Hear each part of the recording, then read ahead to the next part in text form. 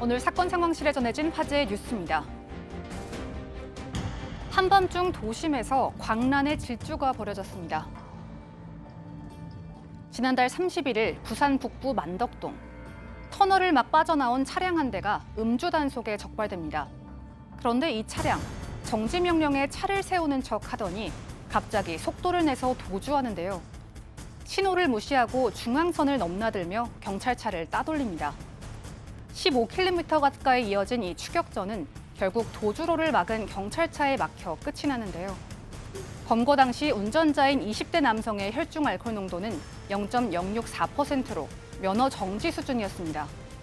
경찰은 도로교통법 위반 혐의로 남성을 입건해 조사 중입니다. 대낮에 한 도로에서 추격전이 벌어졌습니다. 지난달 27일 경남 창원시. 순찰차 한 대가 다급하게 한 남성을 추적하고 있습니다.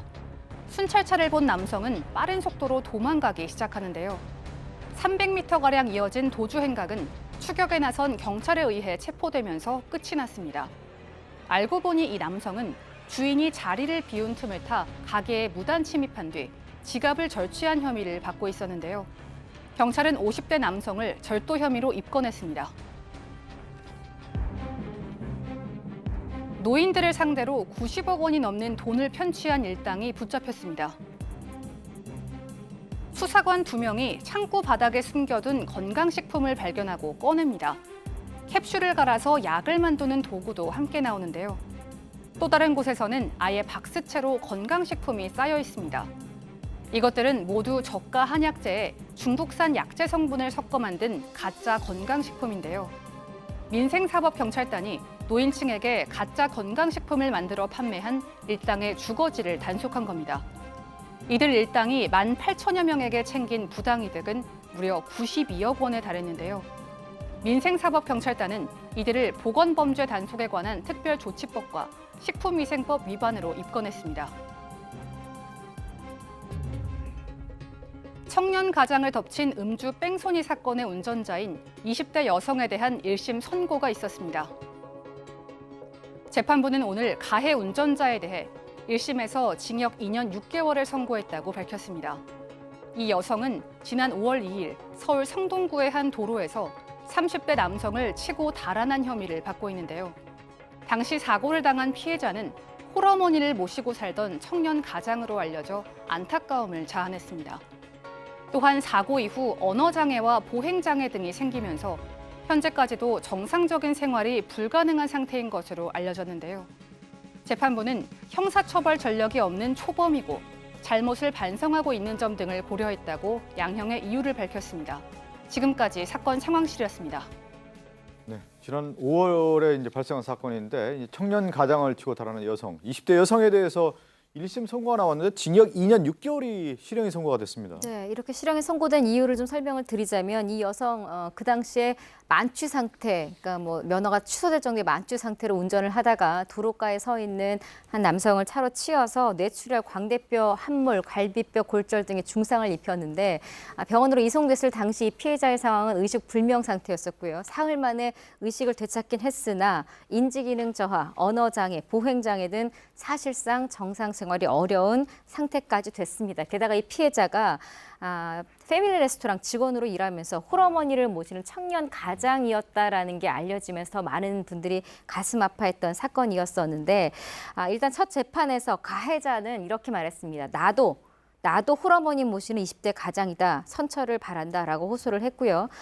재판부가 2년이 조금 넘는 이 2년 6개월을 선고한 이유는 일단 피해자도 인도가 아닌 차도에 내려와 있었기 때문에 일부 과실이 있고 가해자가 초범에 잘못을 반성하는 점 등을 고려했다고 밝혔고요. 이렇게 선고가 내려지자 가해자 측이 항소를 했는데 가해자가 뭐 불복하겠다가 아니라 죄는 모두 인정하나 피해자 측과 합의를 하지 못해서 형식상 항소장을 제출했다고 말했습니다. 네.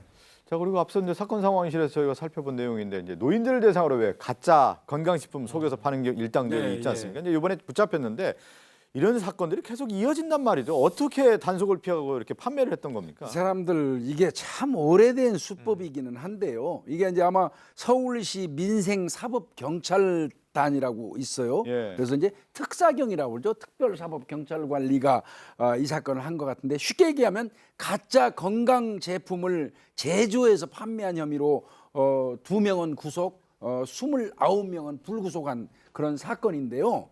이게 이제 어떤 식으로 이 사람들이 이 범행을 했냐면 2012년부터 금년 4월까지입니다.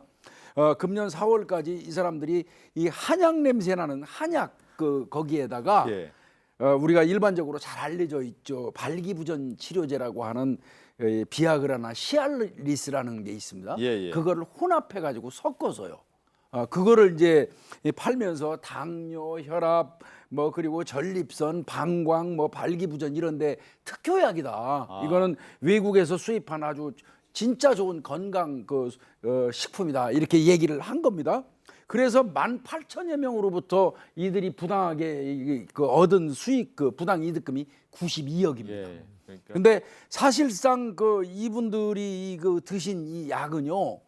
이 잘못 복용을 하게 되면 오자완이라는 이름을 만들었는데요. 예. 잘못 복용을 하면 가슴 통증이 오거나 두통, 복통, 그다음에 뭐 피부 알레르기까지 심각한 부작용이 초래된다고 합니다. 예, 예. 근데 이런 식으로 이 장난을 하다가 이 적발이 된 가짜 케이스입니다. 건강식품 같은 경우는 이제 현혹시키는 거죠. 모든 만병통치약이라고 하면서. 그렇습니다. 그런데 예. 지금 얘기하는 것처럼 이런 사건들이 계속 이어지는 이유 중에 하나가 뭐냐면 가짜 상품은 이제 도매한 어떤 심리인데 현혹돼서는 안 되겠습니다. 특히 이제 정품 중심으로 좀 사면은 큰 문제가 없을 것 같은데 일당들이 잡혔다는 소식입니다. 사건 상담실로 가죠.